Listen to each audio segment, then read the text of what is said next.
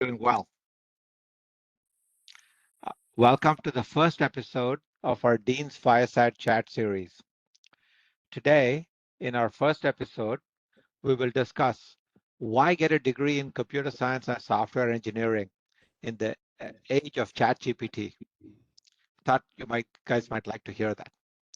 So it gives me great pleasure to introduce our speaker and my friend Rama Akiraju. I cannot do justice to all of Rama's accomplishments, so I'll speak of just a few. You can read the rest in our bio on our website. Rama Akiraju is the Vice President of Enterprise AI and Automation at NVIDIA.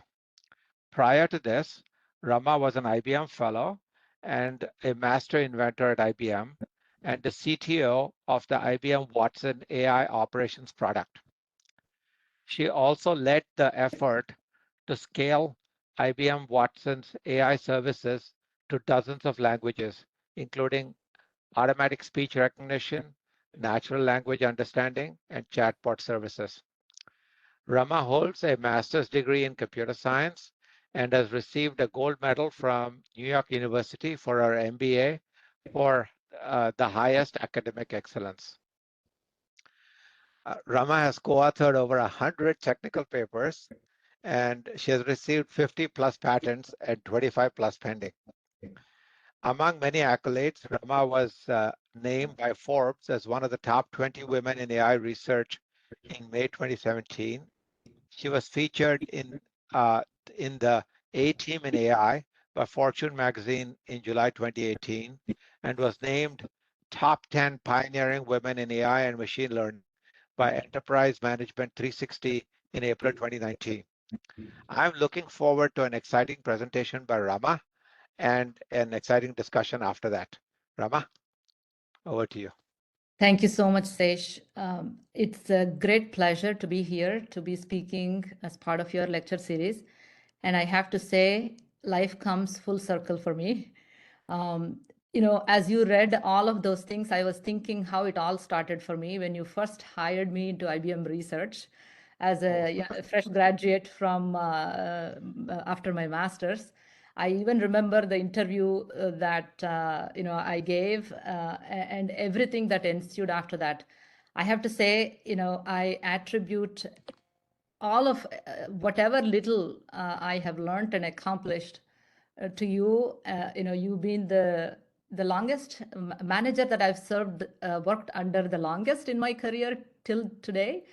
I've learned pretty much everything in my professional world from what you taught me during my early days of my career. I have to say I'm so fortunate to have had you as my manager and mentor, and it's such a pleasure. It's such a pleasure to come back to be speaking to your students. And I would say WGU is really lucky to have you as the dean, and your students are lucky to have you as their dean, watching over their program. I haven't seen a more passionate person than you in my life. If there is one word that comes to my mind about you, Sesh, that's passion. So I'm super excited to be here.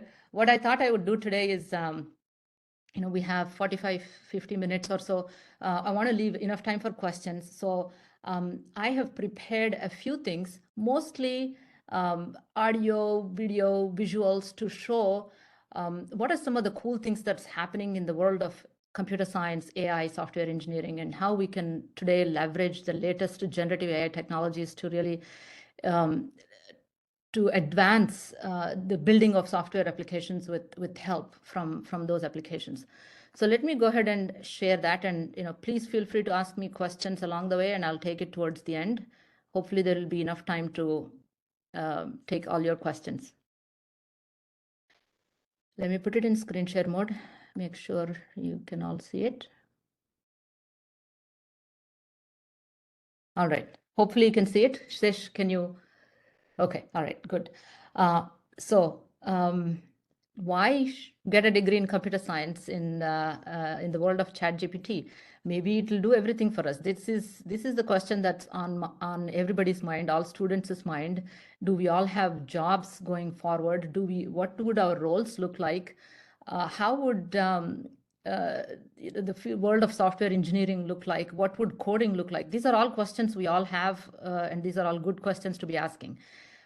So I'll share my perspectives, but I thought first I would motivate you all with this video. I don't want to make this to be more of NVIDIA. Right now, I happen to be I'm at NVIDIA working on a bunch of cool things, but this video is more about the possibilities and where the world is going. So take it in that spirit, not as an advertisement per se for NVIDIA or a particular company. Let's go through this, and then I will come back on the other side to discuss things. Is the audio okay? Can't hear. Cannot hear? I am an Yeah, now I explorer can. traveling across the Atlantic to unlock its mysteries and back in time to understand the origins of the universe. I am a visionary, bringing sharper focus to researchers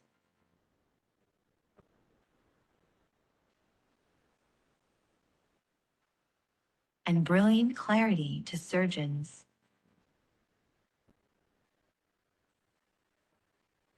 I am a healer, making treatments as unique as every patient and giving new life the chance to thrive.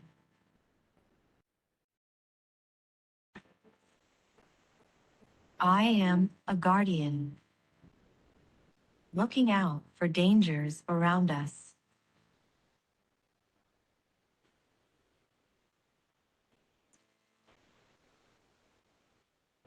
And in the depths below.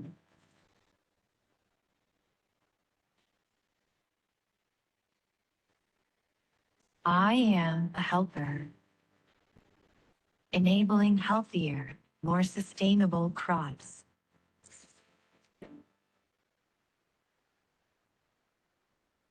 Bringing them to market faster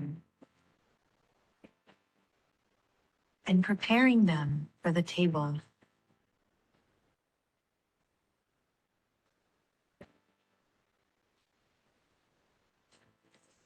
I am a creator, building virtual worlds to help robots learn faster and make our connections stronger.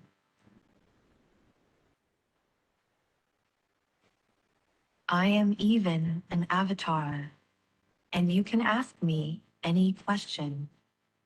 Who made this song? Ava used artificial intelligence to write this song, and it was recorded by the London Symphony Orchestra.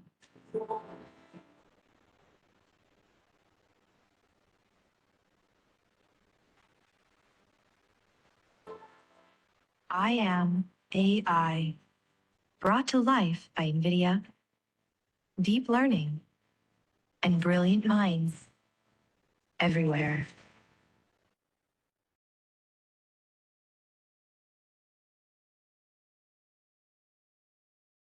Well, hopefully that sets the stage for some of the cool things that we can do with actually software engineering, writing code, and with the latest advancements that are happening in AI. So in the next few minutes, 30 minutes or so, I want to take you through all of the things that are happening in the world. I'll focus more on AI because that's been my background. That's where I have spent much of my career on, much of my work has been on. But through the lens of a software engineer who started as a software engineer and have seen many of these developments that take place with my own eyes in my career. So if we look at what's happening, we are living really in this unprecedented times of innovation, moving at the speed of light, especially in the world of AI. Every day there is so much that's happening ever since the original transformer models, what are called transformer models in the world of language understanding have begun. And we'll talk about a little bit more of that. If you haven't heard of those things, or if you haven't heard these terms of generative AI, I'll explain what that means. But with the onset of those to now to the latest of ChatGPT, and the one that followed after that, GPT-4, the amount of innovation that's happening in this space and the number of use cases that are now possible to do with automation and AI, it's unprecedented, and it almost feels like the iPhone moment in our lives. Many industries and fields are getting transformed with these latest developments. And coding and software engineering, specifically computer science, and is going to be one such a field that will be transformed. Now, even so, I'll make the point that the future of software engineering is safe, even in the age of ChatGPT and generative AI. Programming will move to higher ground, yes, and the way we build code, the way we write code, the way we build systems will be very different going forward, likely. They will probably using more natural language-based prompts to design systems, to write code. Nevertheless, there is going to be a huge upsurge, in fact, from what we are seeing of the number of software engineers that will be required in the industry to leverage the latest work that's going on in the world of generative AI and AI.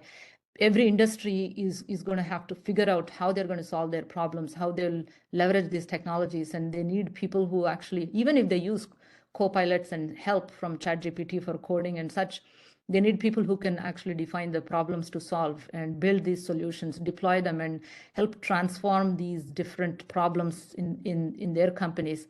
So there is going to be, in fact, a huge upsurge, and that is what is being predicted if you look at some of the reports coming out of Gartner and others on where the trends are for the software engineering and computer science profession.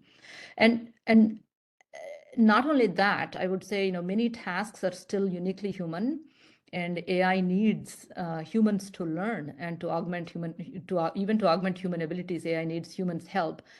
Think about some architecting complex systems or doing system design or collaborating on requirements and those sort of things. They're still highly uniquely human. So if anything, there will be more software engineers needed in the industry. So I'll start out by saying, the future for software engineers is safe, and that's where majority of the high-paying jobs will continue to be for few more years, decades to come. So I use the word generative AI. Let me talk a little bit about that. If you haven't heard the term, generative AI is a subset of AI that involves the creation of something new, original. Could be text, could be images, could be music, anything. It's about learning patterns or rules from these large sets of data consisting of different kinds of modalities. It could be Wikipedia data, books, news, articles, websites, images, videos, or even musicians' past write songs or writers' previous works and all of that, right? And it uses neural networks to learn these patterns. In this talk, I'm not going to go into any more detail than this. I think with that definition, we should be able to use the word generative AI to move forward, right? We talked about how generative AI will transform every industry going forward. That includes the world of software engineering and programming, right? So there is this, if you're not familiar with large language models, I'll just briefly talk about it. These are, if you look at the field of computer science or software engineering, it all started with databases, and you organize the data that you have in companies into structured data. And once you have the data available in those databases, you can start to do different kinds of analysis on that data to derive insights on who's buying what, and which systems are up for how long, and all of those kind of things, right? So structured data, and then the whole field in the world of computer science has centered around dealing with those large volumes of data in distributed databases. How do you query them? SQL came along as a query language for dealing with databases and getting the data out and manipulating the data. And then big data came along. So there's been a huge wave of innovation in that field about managing data. But there has always been this large amounts of unstructured data, documents, emails, conversations, specifications, and all of that's been buried in companies that we could not really derive insights from, because we did not have proper tools and mechanisms to really understand that data. I'm only talking about text data. Beyond that, of course, there is a lot of images and audio and those types of things that we weren't really leveraging. And so this whole wave of innovation, that the current generation of AI coming out of its winters, came about when we were able to start to have these models, these AI systems or neural network systems that are able to process large volumes of data, language data, that is text data, image data, and those kind of things, and to be able to process them and start to derive insights from them. And that's when there are different fields that have always been there in computer science: natural language understanding, computer vision, and handwriting recognition, speech recognition. These have been fields that have been there for the longest time. Robotics. However, many of them didn't have the right kind of first of all, they didn't have the enough data to learn and train the models. Neural networks themselves, although existed, they were not, the architectures haven't evolved to the levels that they are today in terms of the deep neural networks to be able to process all the data. And so much of the data that is currently now available in public domain on social media platforms and the internet was not broadly available back in the days in 80s and 90s, early 90s even, when the industry was doing all this work.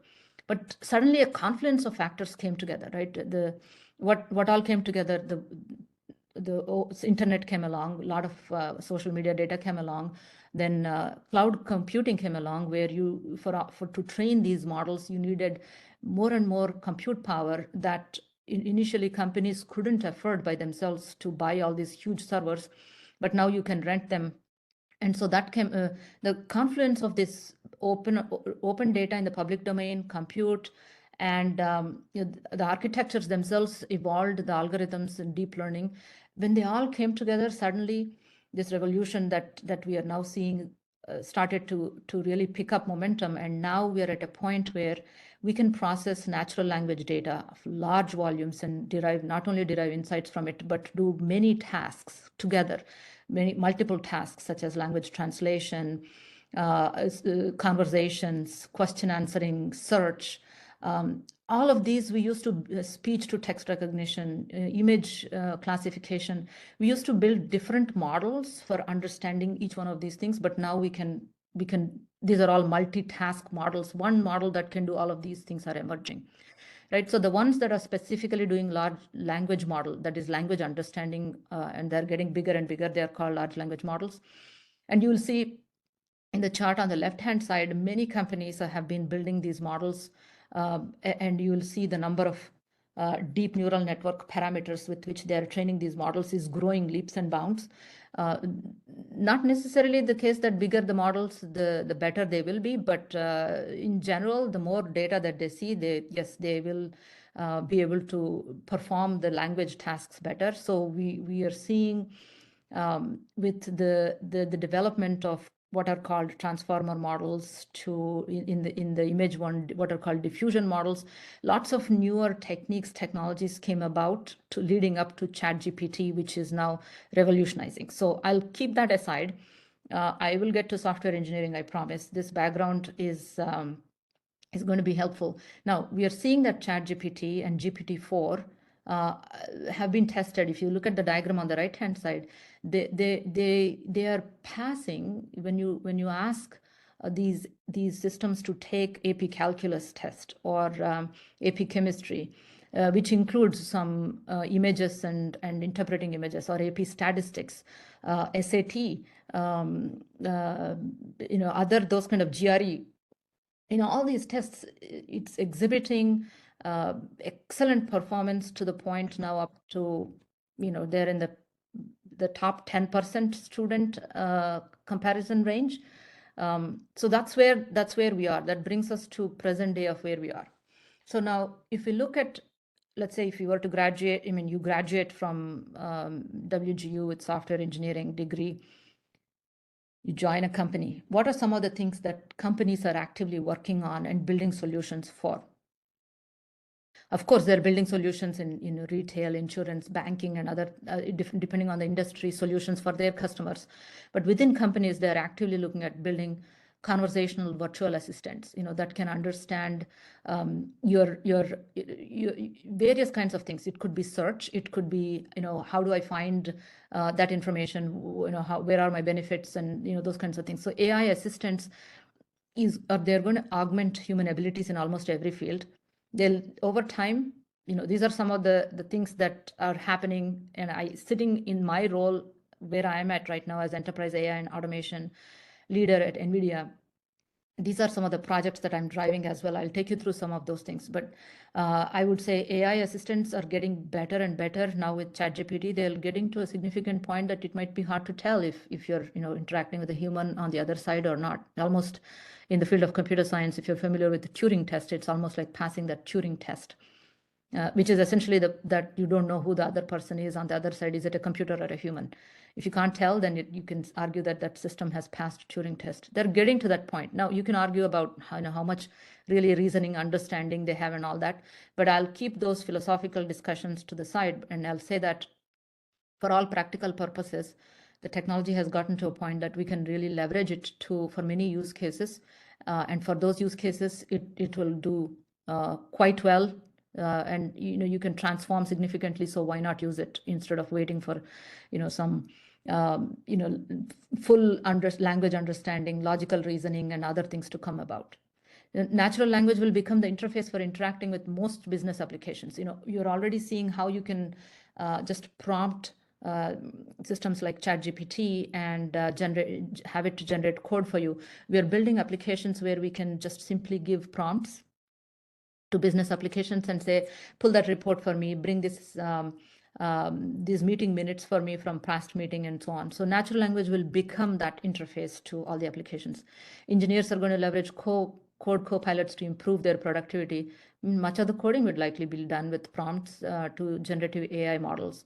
But nevertheless, you still have to know enough about the code that you're writing to put it all together, to deploy it, to train it, because the systems that we are building are incredibly complex these days. They're, if we're talking about processing large volumes of data, still the whole systems engineering, systems deployment, management, monitoring, there are many things that still require deeper understanding of that code. So just because ChatGPT or GPT-4 types of systems are going to give us code doesn't mean that we can now just simply let them just copy that code, put it in, and everything will work. If there is a problem, somebody needs to still debug it and so on. So many things will change, but nevertheless, there is still a lot of scope for engineers to now come together to help make all these transformations happen. Automations will reduce toil and improve productivity. IT and security will stay ahead of threat actors. So many things. These are some of the things that we are looking at. Now, if you look at GPT-4 itself, it completes. It's from generating snippets of code to this latest test that was done, where Amazon's interview coding test was given to GPT-4, and it solved that problem in a matter of 3 minutes 59 seconds, as opposed to 2 hours that's typically given to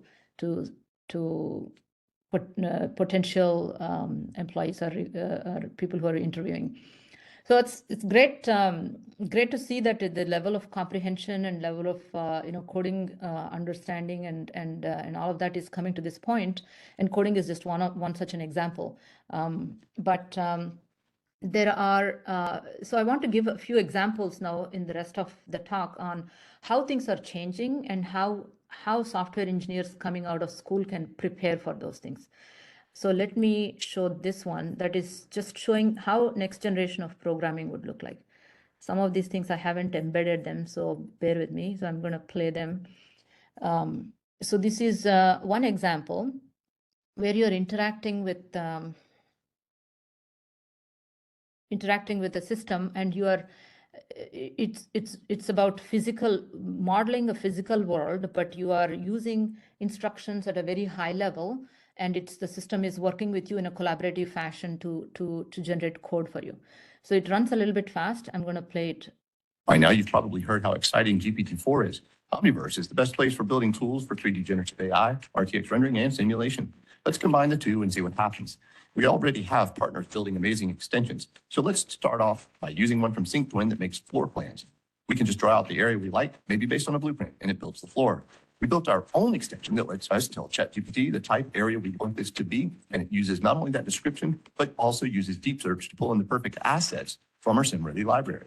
If you want to change an item, we just use another extension that lets us pick through the search results that deep search gives us, all using the combined power of GPT and generative AI tools in Omniverse. While we're at it, let's use ChatGPT to write this script.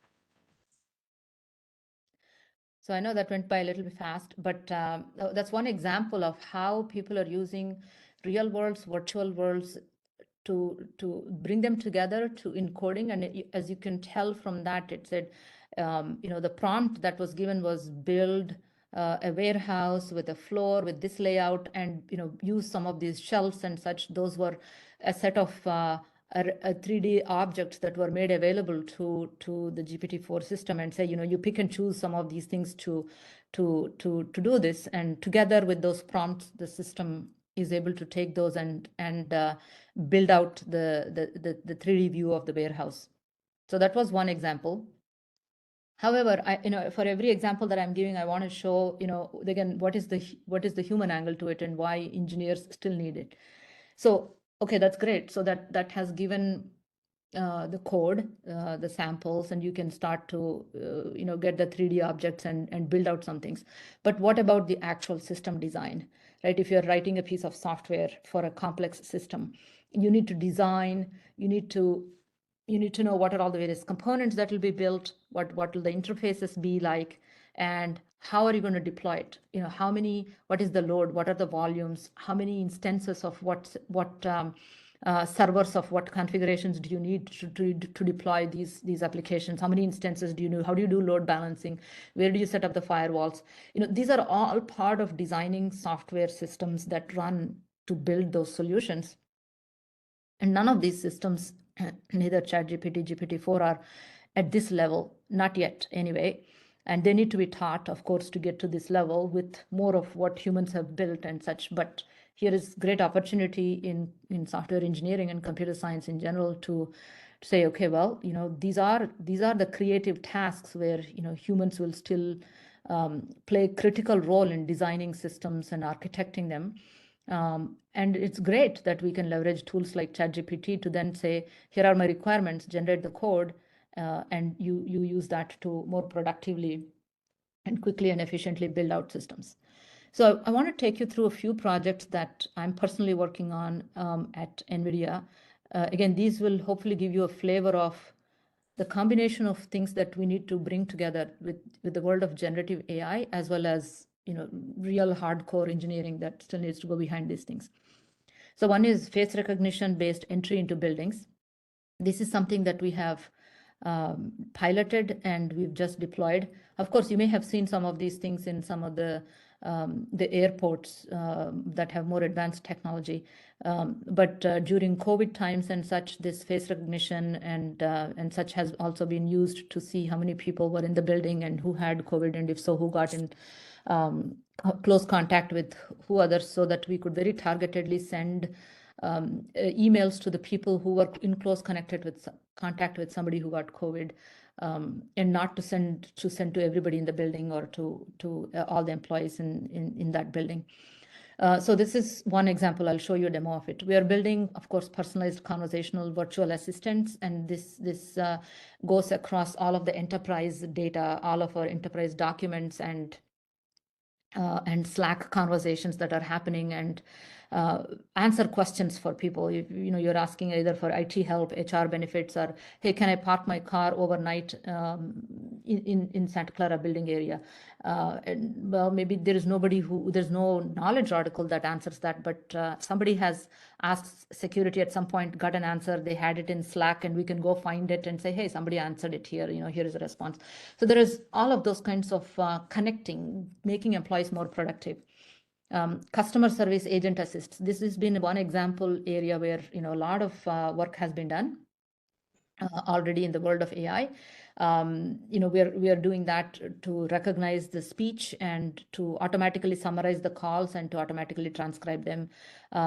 Compromised user account detection, so that if there are brute force attempts that are made, how do you detect those things and raise flags, and self-help kiosks and all of those things.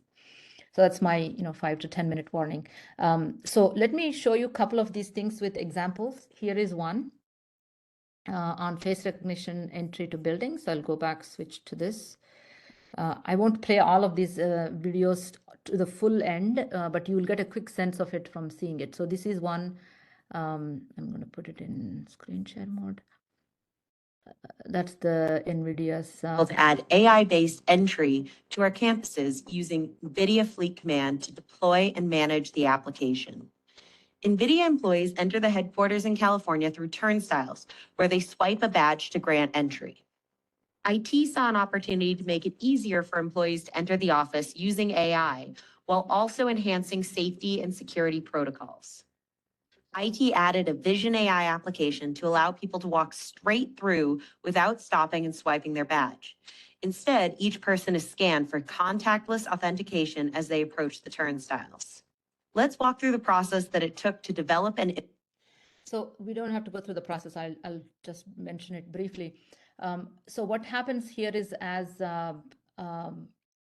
of course, there are cameras, there is real-time face recognition happening, and that signal is then the face recognition signal is sent to the turnstile application, which verifies it with the employee's badge or access permissions to that building entry, and the turnstiles open. So the key point here is that there are so many things that have to come together to build a complex system like this. There are physical devices, there is in real time photos are being taken, and these photos of employees with masks even are being matched with 4 photographs that were taken of each employee who enrolled in this to find the match. And that has to happen, that face recognition has to happen in a matter of fractions of seconds as people are trying to walk in. And so for that, behind the scenes, there is a lot of hardcore GPU, the graphical processor units that have been set up to do that. And so all of these are coming together within those fraction of seconds. So that's a lot of software engineering and complex systems engineering that had to come together. So the next one I want to take you through is this quick example of let me see where this is. This customer service kiosks. These are some examples of things that we are building, which let me go here. Hi, So this is in the cafeteria. Hi, welcome to Shannon's Cafe. How can I help you? Can I have a cheeseburger with a side of onion rings, please? Would you be interested in our popular toppings for cheeseburger like bacon and fried onions? Yeah, let's do it. Done. Added cheeseburger with bacon and fried onions. What else? What protein options do you have? We have multiple options. I recommend the double protein burger. Would you like that? Do you have any vegetarian options? I can get you a black bean patty instead. Would you like that? And you get the idea. So this is an interactive bot with, which is able to recognize people, and you can check out just based on, if you set up an account, you can check out directly without having to go through all the process, and your order will be there, and you go to the cafeteria to just pick up. So these are the kinds of kiosks. We also have an IT kiosk set up. I want to share a couple of examples. I know I want to leave more time for question answering. A couple of examples in the world of warehouse management. So this is a really cool example. This is Amazon warehouses, actually. If you are all familiar with Amazon's Prime Day delivery, this delivery happens within the same day, within 24 hours rather. And for that to happen, these warehouses have to be so efficiently organized in terms of, based on the searches that people are doing on Amazon's website, the products that are being searched for are moved to the front rows of the warehouse, so that the shipping folks can come in and just pick them up. So this is all being done through, of course, there are robots underneath that are moving the shelves, but really, how do you train these robots to navigate this warehouse? How do you model these warehouses? It's all being done with the combination of Amazon and NVIDIA's technology coming together with everything planned. The entire warehouse has been planned and in 3D, and all of these different shelves and their locations, everything is planned. And so the planning then is giving instructions on which shelves will move where. And they're all automatically like ghosts moving around during midnight to organize themselves. Amazing.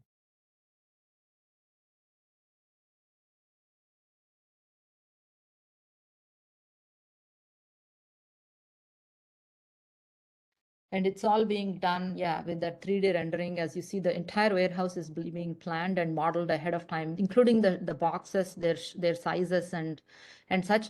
And in order to train these models to recognize these and to plan these the different the entire good chunk of the training data is actually also being auto-generated using generative AI.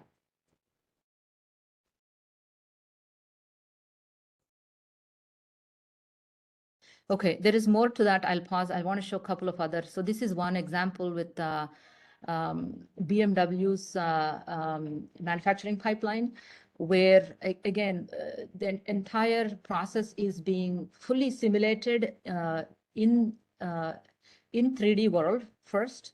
What would be the movements of humans?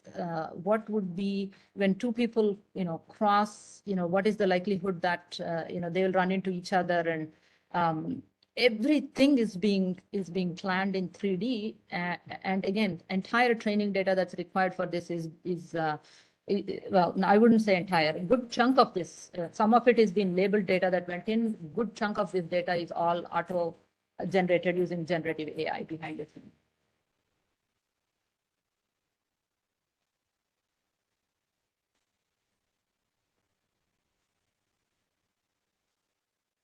So these are all videos available on YouTube. So in the interest of time, I'll just move on to a couple of more and then I'll wrap it up. Here is one with autonomous vehicles. Again, BMW and several other companies are using the autonomous vehicle technology. Here, of course, there are sensors that are constantly, observing every object on the road, and the entire road scene is actually simulated. And I can actually show a video of it where you cannot tell. Yeah, one scene here is entirely 3D generated, and one scene is real, and you can't tell the difference which one is 3D and which one is real.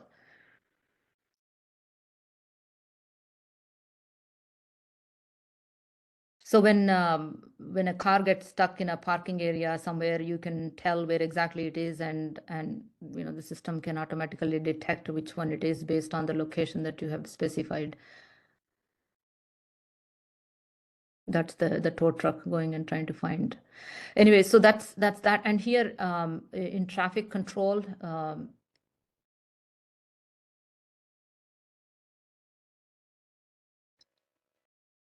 these are being deployed in cities where you can see every vehicle that's on the road is tracked, ID'd, and whether it's a car or a truck is noted. And this is all happening in real time, and that's where the hardcore GPU compute is required behind the scenes to detect and to guide and to automatically give recommendations, or for the car to be able to make a full stop very quickly to avoid an object in sight.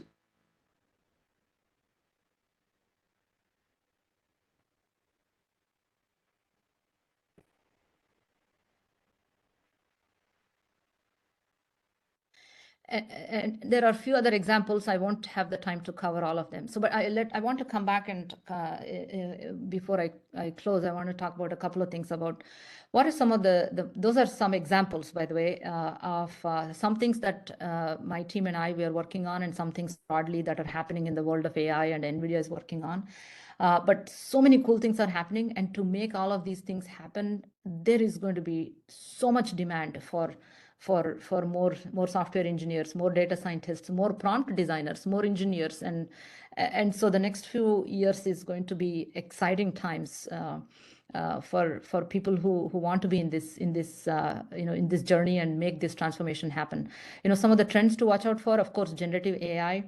Next generation AI search, we're already seeing that with Google Bard, Microsoft Bing back in the game with generative AI.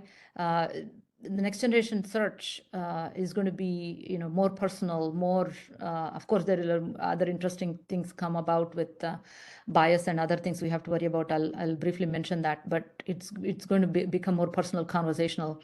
Omniverse and digital twins, where we are able to model everything first in digital world and test everything out for safety and other things before we deploy them in real world. Personalization will get to the next level. The trust and transparency, of course, that there's going to be a lot of work in that, and quantum computing for more high-end compute things, and that's already opening up in financial and medical domains. People are starting to look at that and leverage that. Not yet leverage, it's not there yet, but experiment, I would say. In enterprise and companies, there is going to be a lot of automation to reduce toil and bring in more automation wherever possible. Robotic process automation, almost low code to no code tools. They have been making their way in, but now with ChatGPT, they'll become a lot more prominent. Of course, AI is going to be used for coding a lot, cybersecurity, threat detection, business process management. These are all areas that will see significant transformation. Along with all of these advancements, of course, come a bunch of interesting questions that we have to deal with and wrestle with, right? What is the role of human creativity in the world of generative AI? What is our higher ground? Where should we move to leverage them? Because there is no point, we cannot stop it. Almost resistance is futile. You better just adapt and prepare and leverage it. Right, social media explosion and its implications on our brains as more and more fake news and fake videos make their way into our feeds.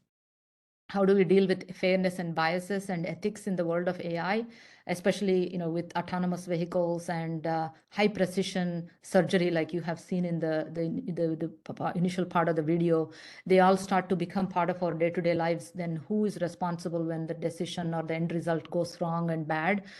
These are all questions that we have to deal with.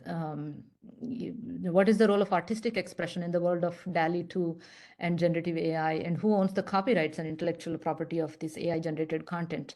So there are a lot of interesting questions. There is a lot of good discussions happening in the world, and that's all good. And at some point, I'm sure there will be regulations, there will be all these products and systems have to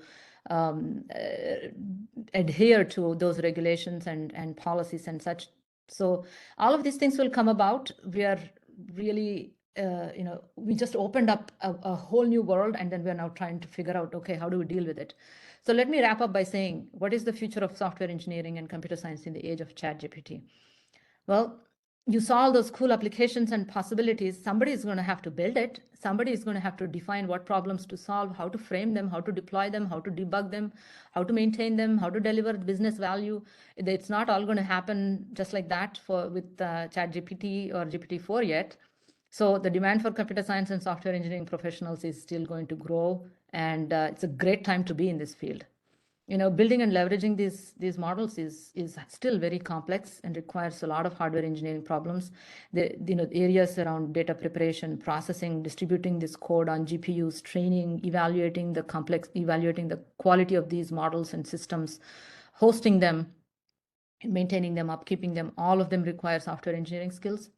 So it will continue to be a high-paying job.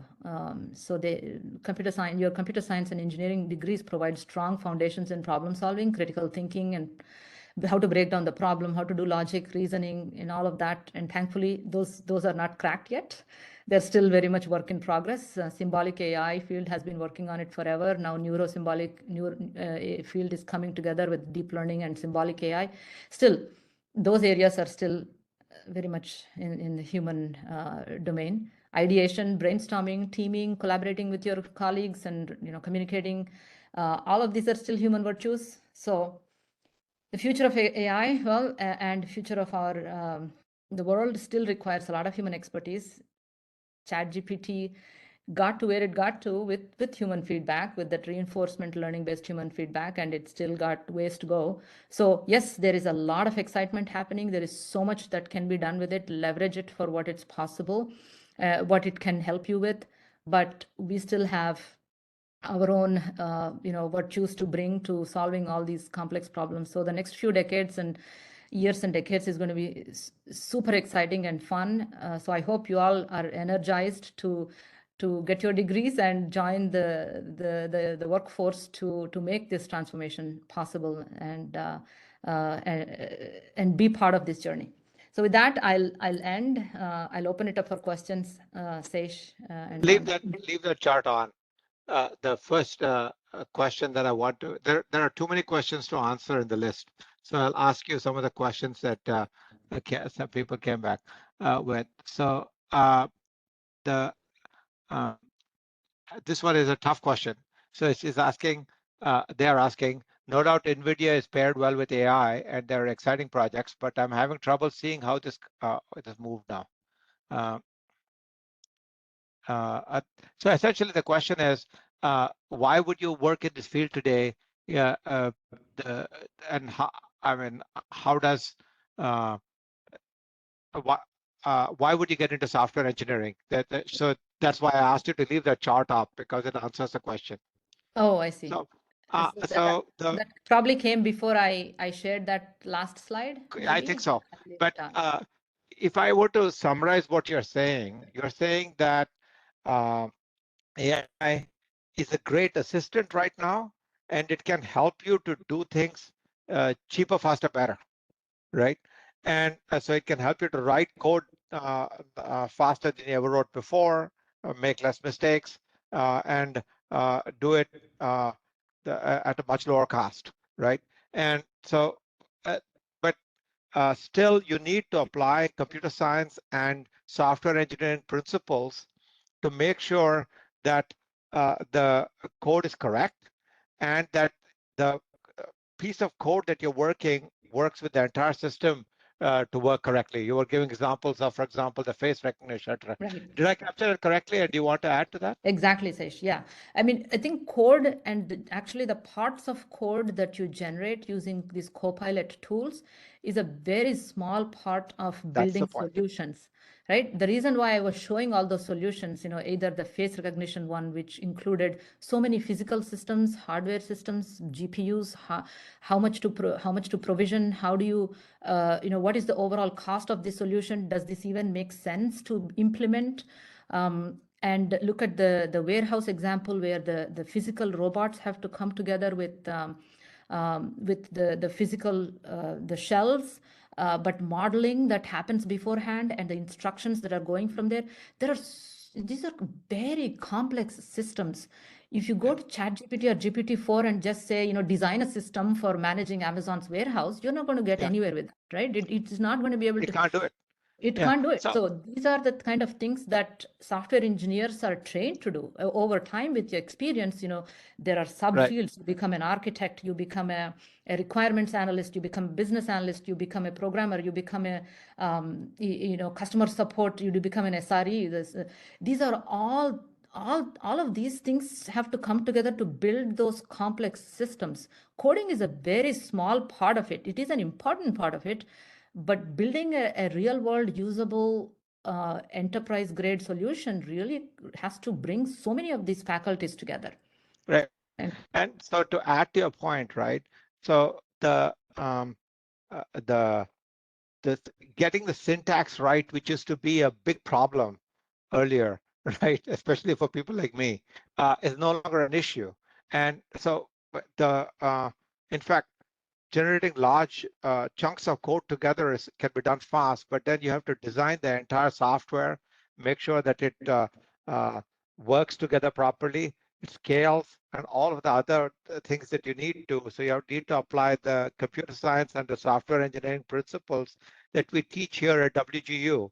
And that's going to stand you in good stead as you go forward. Exactly. Exactly. Even a few decades ago, we started out with assembly programming. Then we did Fortran and Pascal and those kind of programs. Then came along more programming languages like C, C++ to Java to Python. But as we went up the chain, the level of abstraction and the number of syntax parser kinds of things that we have to worry about kept going down. If we come to Python now, we don't have to worry about so many things about typing this and that and other things that we used to worry about, or in C++ where we used to use pointers and make so many mistakes with memories. And so it kept getting to a higher ground, and now it's got to the next level of higher ground where somebody else can help you with some of these things, or maybe you can even give natural language prompts to it. That's great, right? Right. You can get to that point. So clearly the levels of abstractions have been rising over the decades, and that's all great. It's only making us more productive. But we now get to spend more time on the full end-to-end system level concerns, where somebody like some tool like ChatGPT can help us with some aspects of it. Yes, we can get there cheaper, faster, better, and, but we still have the rest of the stuff to worry about, and that's where humans can continue to shine. Yeah, so I'm going to ask you a question myself, which is not something that's come from the list. Rama, what do you think about using AI to enable students who have not had the background in computer science and engineering? Many of our students, they have exposure to computer science and software engineering in high school. Some of them do not. What do you think tools like ChatGPT can do to level the playing field? Yeah, I think that is one of the biggest advantages of people in this generation, right? It used to be that you would have to go read books, or you would have to maybe then watch videos, or go take courses and such. But now you have an assistant 24/7 at your fingertips, right? You can say, explain this concept to me, like how would explain it to a fifth grader, or to a high school student, or to an entry level programmer in this. And you're starting to get a lot of tips and help. And you can start there, and it's almost like, I always think of learning as, like this peeling an onion. If you want to learn something, you don't want to start to go deep into it right away, because that could be overwhelming. You start asking simple things, play around with some examples, you build a hello world thing, then you go ask, okay, how did this work? Now let me just kind of try to go understand a little bit more. Let me get this piece of code that actually works and put it in, and now I'll start to modify, make some mistakes. So it's that, one layer of onion at a time, you get to the core of your understanding, and then suddenly all these different things start connecting in your brain. The fact that you have a 24-hour tutor at your fingertips, by your side, to help you understand the concepts and to help you coach with samples. Yeah. That's a great way to learn. Yeah, I'm really excited about it, Rama, because I think that we can, get in students who don't have a perfect background, and make sure that they succeed. And so that's one of the things that I am personally focused on at WGU. Yeah, so that's fantastic. To help to make sure that students who come in who don't have the requisite background can still graduate with all the skills that are required. Okay, we are getting close to people dropping, but I still have a question that is not related to AI and computer science. So people are asking more about what led you, Rama, personally to this degree. How did you get started? What roadblocks did you encounter? And how have you navigated your career as a woman in tech? So it's a broad set of things. Maybe this is the last question. Yeah. If you could answer that, that would be great. Yeah. And before you start, so all of this will be recorded and you can see it. So if you would need to go back to some previous charts, it will be available. Over to you, Rama. Yeah.